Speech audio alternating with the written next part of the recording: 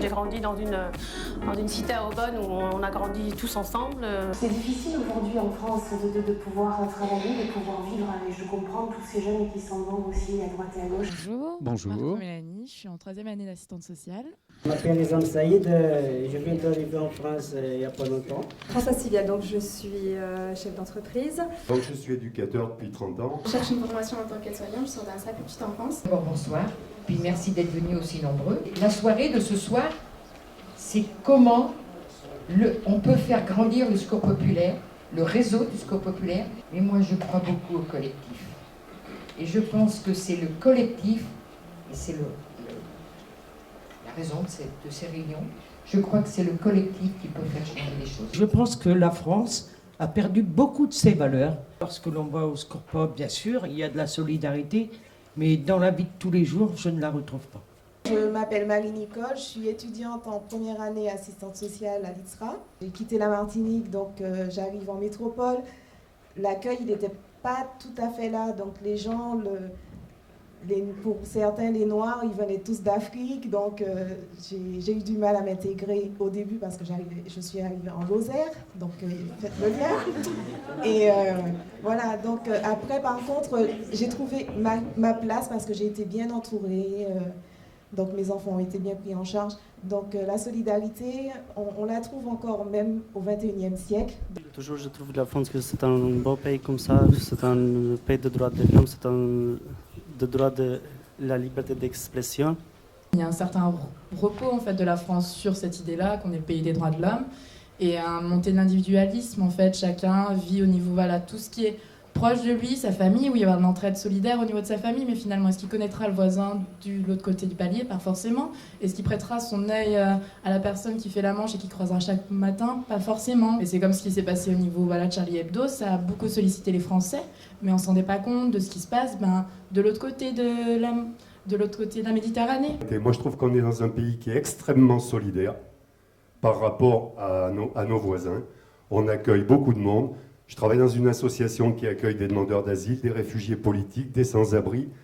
Avant, j'étais éducateur justice, ça fait 30 ans que je suis dans le milieu, et je peux vous garantir qu'en France, on est solidaire. On l'est peut-être même parfois un petit peu trop, et c'est ce qui nuit justement au terme de solidarité. Parce qu'aujourd'hui, il y a des gens qui se sentent floués, il faut le reconnaître, il y a des gens qui travaillent, il y a des chefs d'entreprise, il y a des ouvriers, j'écoutais la dame là-bas tout à l'heure, il y a des gens qui travaillent et qui n'ont pas autant de droits, puisqu'on parle de droits, que les personnes qui ne travaillent pas. Moi, c'est Evelyne. Bonsoir Evelyne. Donc, je suis bénéficiaire actuellement depuis même un certain temps au Secours populaire. Moi, quand je vais au Secours Pop, je ne regarde pas si les personnes sont noires, rouges, blanches, je m'en moque. Je vois l'humain. Moi, la technologie, je ne suis pas pour. Je suis désolée. Je ressens que ça enlève le dialogue, ça enlève la communication, ça aide pour certaines choses administrativement, je le reconnais.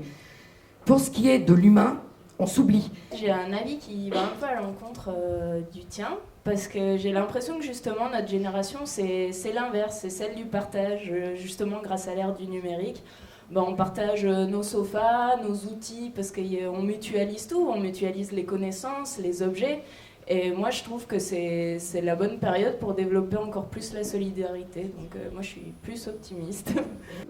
Quand j'entendais les gens parler, ou même dans le documentaire, j'ai l'impression aussi qu'on vit dans un pays où on a un petit peu trop d'attentes envers l'État, qui devrait tout faire pour nous jusqu'au point même d'organiser notre propre solidarité.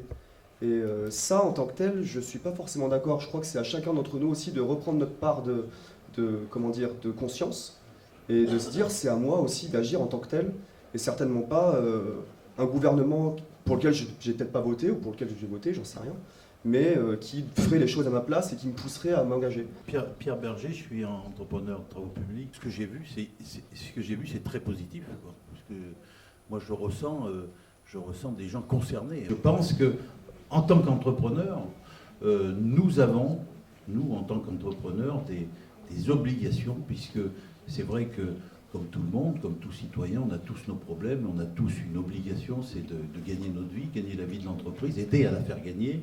Et puis pour les foyers, pour les gens pour eux-mêmes de gagner leur vie.